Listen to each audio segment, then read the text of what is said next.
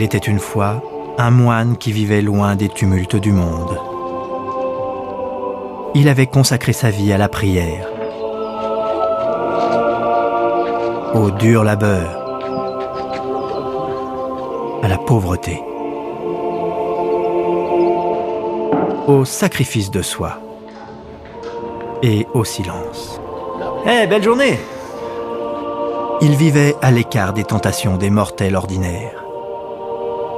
Il se vouait à Dieu et son existence était littéralement extraordinaire. Mais si les moines du Moyen-Âge étaient vraiment ainsi, pourquoi étaient-ils détestés par tant de gens ?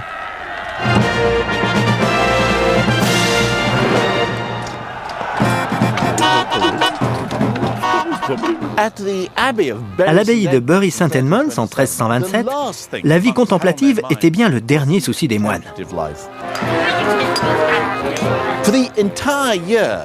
Pendant toute l'année, le monastère et les citadins s'étaient affrontés dans une série de batailles rangées qui se terminèrent par l'enlèvement de l'abbé, lequel fut fourré dans un sac et emporté à Londres où on lui rasa les sourcils.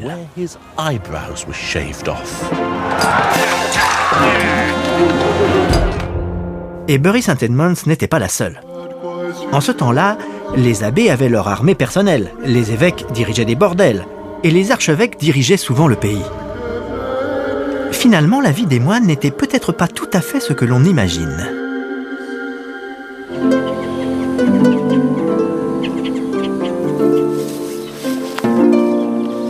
L'idée de vivre à l'écart du monde pour vénérer Dieu ne s'est véritablement implantée dans l'Ouest que vers l'an 500, lorsqu'un Italien, nommé Benoît de Nursie, décida de fuir la vie citadine et de se cacher dans ses montagnes. Benoît n'avait pas aimé la vie à Rome. On y festoyait, buvait et faisait beaucoup trop l'amour à son goût. On y prenait trop de bon temps. Ce qu'il cherchait, c'était une bonne grotte, sans moquette, ni plomberie.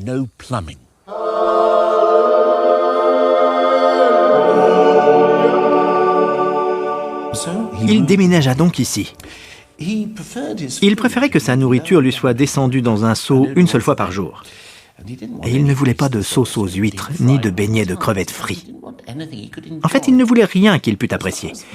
Pour Benoît, Dieu nous a mis sur terre pour que nous nous empêchions de jouir de la vie, et que nous nous consacrions à le remercier de nous y avoir mis. C'est une curieuse philosophie, mais elle semble avoir beaucoup séduit.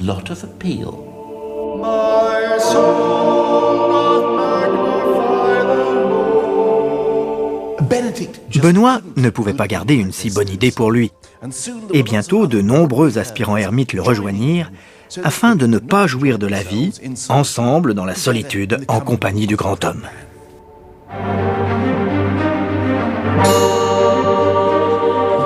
S'il y a une chose que les ermites comme Benoît ne peuvent supporter, c'est le surpeuplement. Au bout de quelques années, tant de disciples partageaient sa solitude qu'il décida de les organiser en communautés séparées, les monastères. Et il écrivit un livre des règles à suivre par les frères. Selon Benoît, ces règles n'étaient pas sévères. Mais il ne laissait pas ses moines manger de la viande rouge, et il était défendu de parler pendant les repas. Toutefois, ils étaient autorisés à faire un signe s'ils voulaient quelque chose, comme du sel. C'était ce signe. Nous le savons parce que les moines élaboraient des dictionnaires de leur langage silencieux. Par exemple, nous savons que le signe pour roi était celui-ci, et que Dieu était roi dans le ciel. Tandis que le signe pour martyr, vous serez surpris, donnait ça. Poisson était simple. Mais pour une raison bizarre, hareng était comme ça. Et pour une raison encore plus bizarre, truite était le signe pour hareng suivi de celui qui signifiait femme. Ce que Benoît n'avait pas prévu, c'est que ces signes simples allaient s'épanouir en un langage à part entière. Ils allaient être utilisés dans tous les monastères d'Europe, comme une sorte d'espéranto muet. Et quel que soit le pays dans lequel un moine se trouvait, il pouvait toujours se faire comprendre très précisément.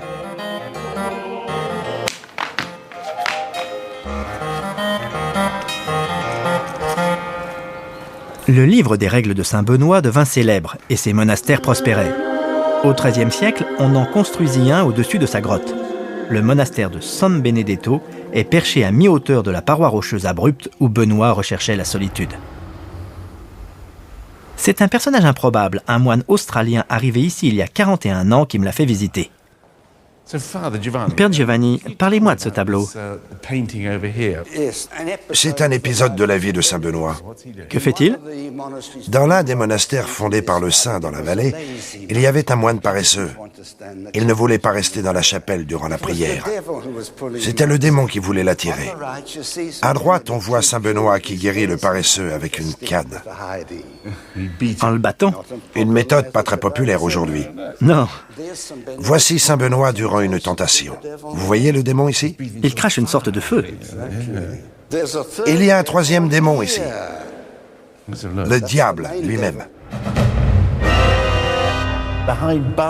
Derrière des barreaux pour le garder en prison. Benoît l'avait emprisonné. Exactement. À l'apogée du mouvement monastique, quand les moines se retiraient du monde, comment ont-ils pu avoir de l'influence sur lui? Il se retire du monde pour le conquérir. Solitude, silence, c'est la bonne méthode. L'activité principale d'un moine, c'est la prière. Ore et laborum, prière et travail.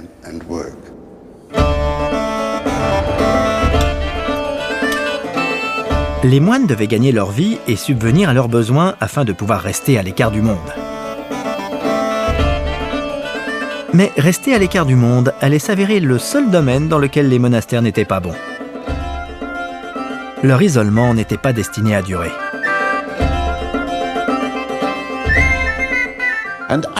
Ironiquement, il commence à se briser à cause de la foi du peuple en le pouvoir de la prière et en l'idée que plus on mène une vie simple et pure, plus il est probable que Dieu écoutera. Et comme les moines étaient censés mener une vie plus simple et plus pure que les autres, leur prière était considérée comme une ligne ouverte avec Dieu. Les riches et les guerriers, trop occupés, se mirent à payer les frères pour dire leur prière à leur place. La prière devint un produit. Elle acquit une valeur commerciale, ce qui allait causer la ruine de tout le système.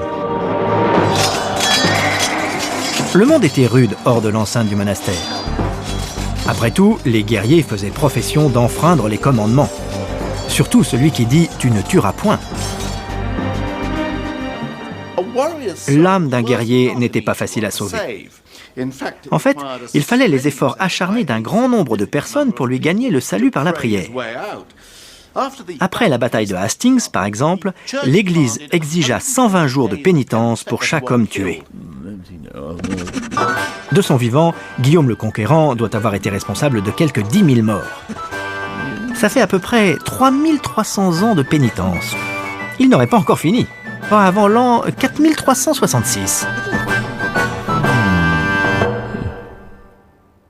Toutefois, si le travail était partagé entre 200 moines, l'âme de Guillaume pourrait être purifiée en moins de 18 ans.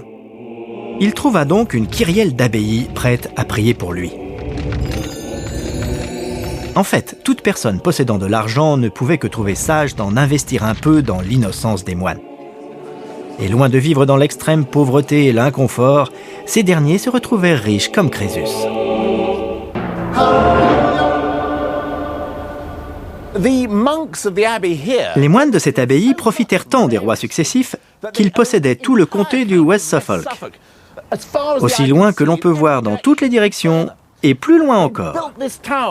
Ils construisirent la ville de Bury St. Edmunds et on voit encore comment l'abbé l'avait conçue suivant un plan quadrillé comme New York.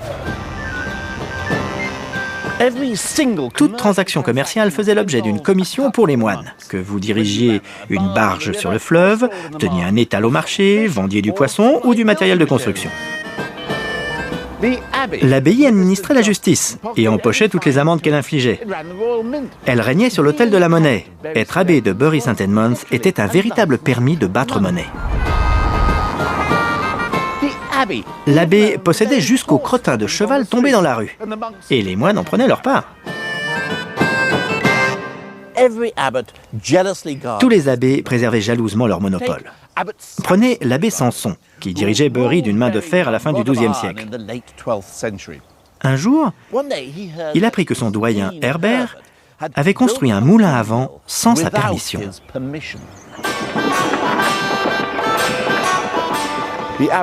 Cela le fâcha très fort. En fait, son biographe nous dit que Samson bouillait de rage et pouvait à peine manger et dormir. Il convoqua Herbert et lui dit « Je te remercie autant que si tu m'avais coupé les 2 pieds. Par la face de Dieu, je ne mangerai plus de pain tant que cet édifice ne sera pas détruit. » L'allusion était discrète, mais Herbert l'a compris et démolit immédiatement le moulin.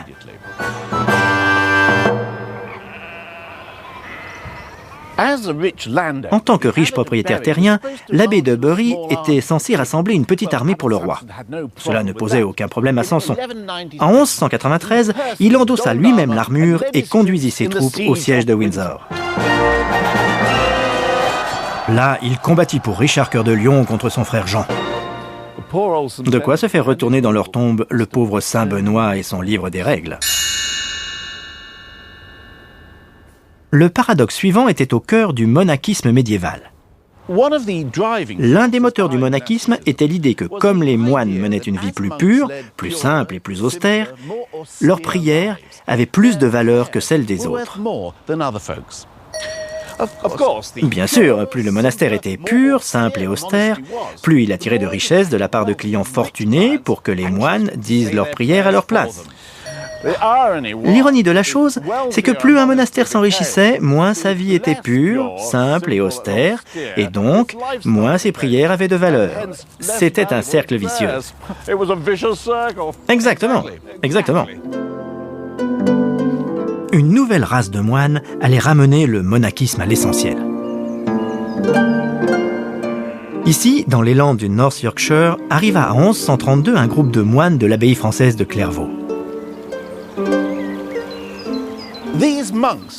Ils étaient venus restaurer la règle de Saint Benoît et profiter d'une vie de pauvreté abjecte, de végétarisme et de stricte discipline. Ils s'appelaient les cisterciens et ils étaient vêtus de robes blanches pour symboliser la pureté. De même, ils ne portaient pas de caleçons pour symboliser... je ne sais pas vraiment quoi, mais comme Saint Benoît n'avait rien dit sur les caleçons, les cisterciens ne voulaient pas en entendre parler. C'est ce qu'on appelait mettre sa piété à nu. Les cisterciens tenaient à vénérer Dieu non seulement sans sous-vêtements, mais dans le lieu le plus reculé et le plus désert. Au début, seuls 12 moines et un abbé vivaient ici, dans des cabanes de bois. 20 ans plus tard, les cabanes de bois n'étaient plus qu'un lointain souvenir. Le nouveau monastère fut nommé Rievaulx. Beaucoup d'autres allaient bientôt voir le jour. Les cisterciens étaient plus qu'un mouvement religieux, c'était une marque. Ils ont inventé une sorte de macmonachisme, une franchise mondiale dont la clé était l'uniformité. Les mêmes livres, la même nourriture, les mêmes coutumes, les mêmes vêtements, la même architecture.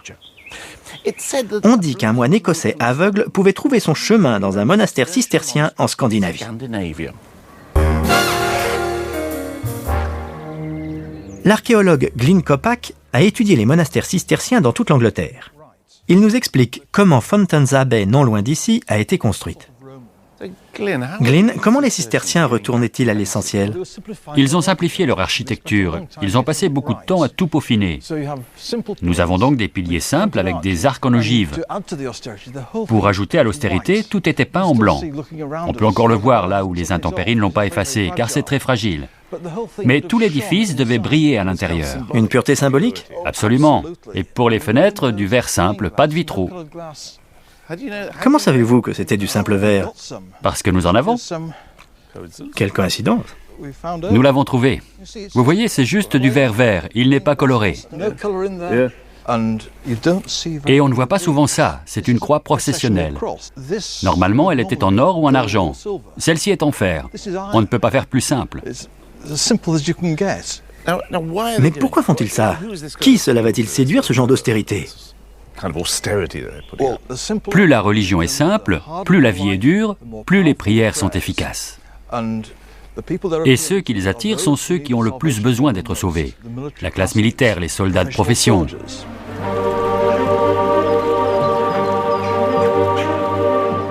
Le moulin, la brasserie, les cuisines et les latrines du monastère sont alimentés en eau par un système sophistiqué. Dans le cloître, l'eau sort de robinets comme celui-ci. Un robinet? Un petit. Il a une petite tête de monstre celtique. Il y a un trou ici. Ah, je vois, on enlève ça et pour faire couler l'eau, on a juste à tourner. Et quand on a fini, on tourne dans l'autre sens et ça s'arrête. C'est génial. Et ça date de quand? Environ 1170. Nous avons attendu les années 20 pour avoir ça dans nos maisons. Les cisterciens n'étaient pas de pauvres moines arrivés dans le Yorkshire par hasard. Toute l'affaire était menée selon un plan de développement coordonné par la maison mère. Et ils étaient impitoyables avec quiconque se mettait en travers de leur route. Un critique écrit « Ils rasent les villages et expulsent les paroissiens qui sont réduits à la misère ». Les cisterciens étaient des hommes d'affaires nés. À Fountains, ils élevaient une super race de moutons qui produisait la meilleure laine d'Europe.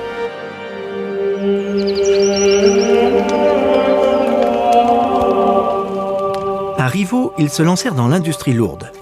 Un autre archéologue, Gary MacDonald, tente de comprendre jusqu'où allait leur technologie.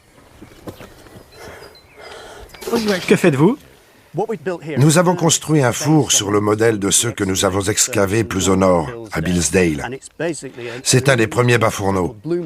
C'était la technique dominante pour produire du fer au XIIe et XIIIe siècle. Qu'en faisait-il? Il leur faut leur propre réserve. Juste pour construire l'abbaye, il faut des outils en acier, des ciseaux, des scies, etc. Il faut aussi des cisailles pour tondre les moutons. Et ce sont des outils avec des lames d'acier. Mais les quantités qu'ils produisent sur leur domaine excèdent largement leurs besoins. Et ils en vendent donc sur le marché libre. L'avantage des cisterciens, c'est qu'ils ont un bon réseau européen et donc une bonne capacité de transfert de technologie à l'intérieur du groupe. Nous savons que c'étaient des ingénieurs compétents. Je suis sûr qu'ils étaient à la pointe de la technologie.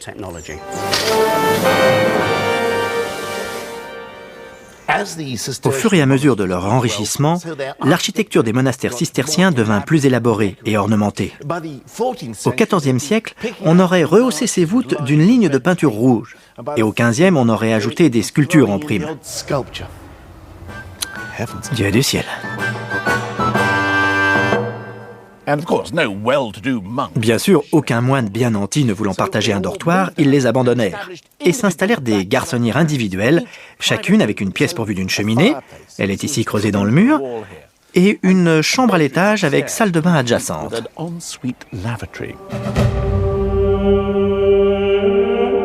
Et vous vous souvenez du régime de Saint-Benoît? Ces moines ne devaient pas manger la chair de créatures à quatre pattes.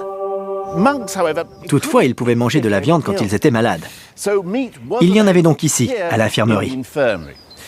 C'est ainsi que petit à petit, les frères cessèrent de manger au réfectoire et commencèrent à prendre leur repas ici. Logique cistercienne. C'était une autre faille, exactement comme celle permettant de contourner la règle du silence en utilisant le langage des signes.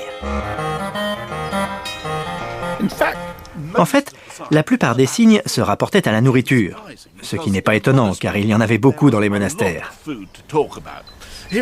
Ici, à Glastonbury, par exemple, la cuisine de l'abbé n'était qu'une immense cheminée. Chaque semaine, il y avait au moins un jour de fête au cours duquel les pauvres moines devaient absorber une quinzaine de plats.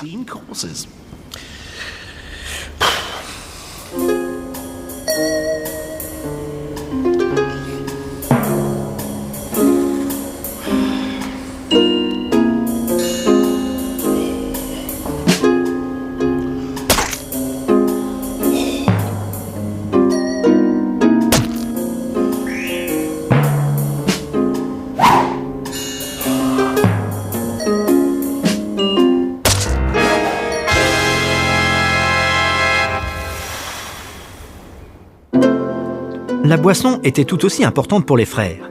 L'alcool représentait environ 20% de leur apport énergétique. De nos jours, c'est à peu près 5%. Enfin, un peu plus dans mon cas. Bien sûr, il faut se rappeler que l'eau n'était pas potable. Mais on est tout de même loin du sceau de Benoît.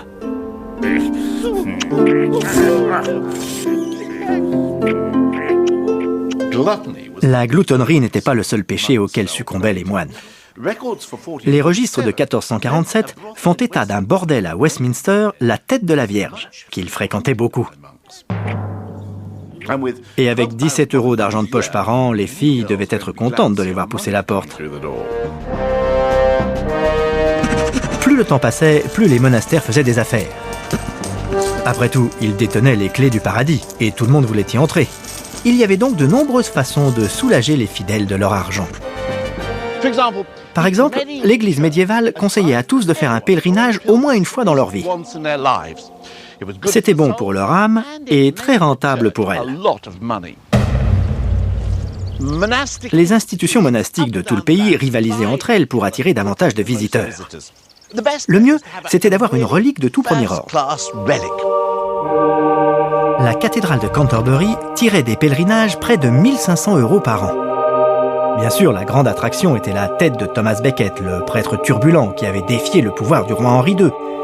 On voit l'endroit où on lui a fendu le crâne. Mais les moines de Canterbury avaient bien d'autres reliques dont ils pouvaient être fiers. Ils avaient la verge d'Aaron. Ils avaient un fragment de la pierre sur laquelle se tenait le Seigneur peu avant son ascension vers le ciel. Ils avaient une partie de la table de la Seine.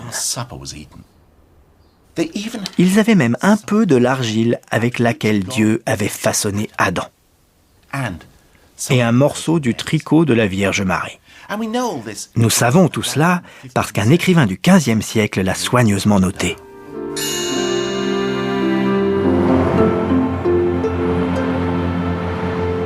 Les monastères et l'église médiévale elle-même étaient devenus au XIVe siècle une vaste entreprise commerciale, dont le siège social se trouvait en Avignon, résidence des papes de 1309 à 1377. C'est ici qu'affluait l'abondante richesse de la chrétienté, en un flot intarissable de dîmes, d'amandes, de pots de vin et de dessous de table. Le pape devait régner sur la plus vaste accumulation de richesses du monde occidental. Il avait aussi beaucoup d'ennemis.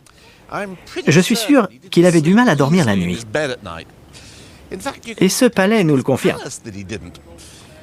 Il ressemble plus à une forteresse qu'à un palais de la paranoïa, cachant un noir secret en son sein.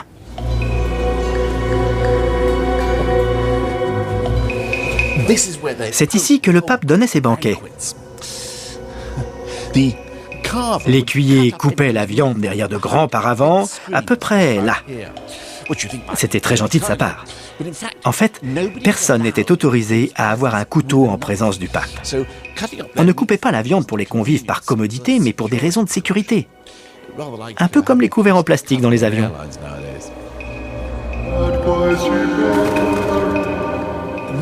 Et ici, le pape faisait ses apparitions publiques. À Rome, il se tient sur le balcon de Saint-Pierre et salue la foule rassemblée en bas. En Avignon, il passait la tête par cette fenêtre. Il était couvert sur sa gauche et si des troubles éclataient dans la foule à sa droite, il pouvait facilement se mettre à l'abri.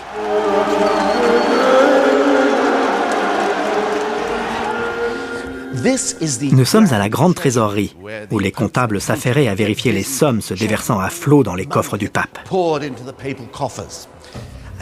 Nous nous rapprochons du grand secret caché au cœur du palais des papes d'Avignon. Je vais dans le Saint des Saints, le trésor bas, où le pape entreposait sa prodigieuse richesse.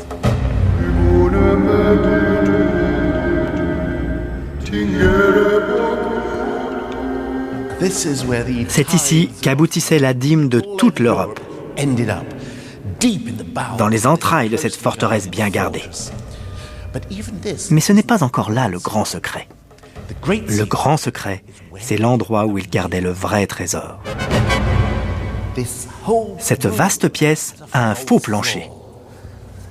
C'est le secret sordide au cœur de la chrétienté du XIVe siècle.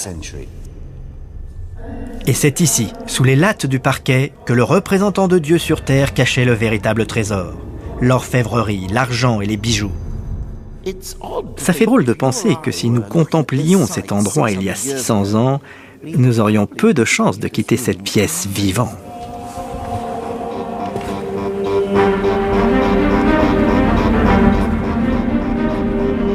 Richesse et pouvoir vont inévitablement de pair. Au Moyen-Âge, les papes devinrent des souverains, de grands princes disputant au roi territoire et influence. La lutte de pouvoir entre l'Église et l'État n'était pas passée inaperçue dans l'enceinte des monastères. Elle rattrapa les abbés, les prêtres et les moines et les entraîna dans son sillage.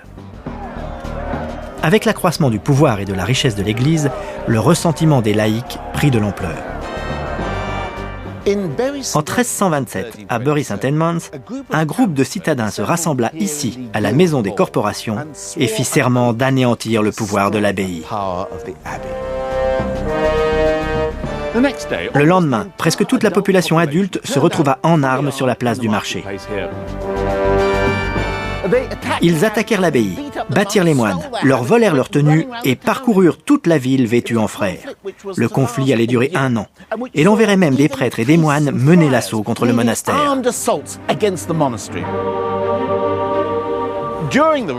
Le corps de garde de l'abbaye ayant été détruit durant les émeutes, les moines en bâtirent un nouveau, fortifié, avec herses et meurtrières.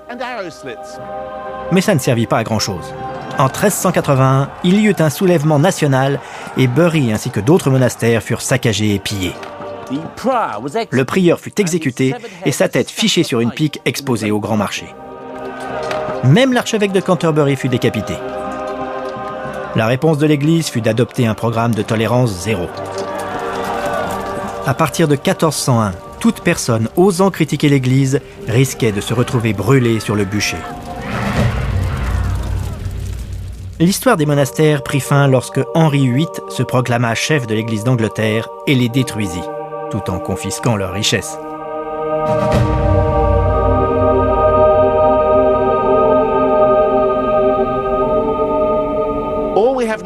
Ces ruines de contes de fées sont tout ce qu'il nous reste. Un monument à la gloire de l'idéal de simplicité et de piété qui fut corrompu à une si formidable échelle. Il me semble, en retraçant l'histoire des monastères, qu'à partir du moment où la prière acquit une valeur monétaire, tout était fichu. Les monastères, usines à prière, devinrent des entreprises commerciales. Ils ne pouvaient plus remplir leur fonction initiale.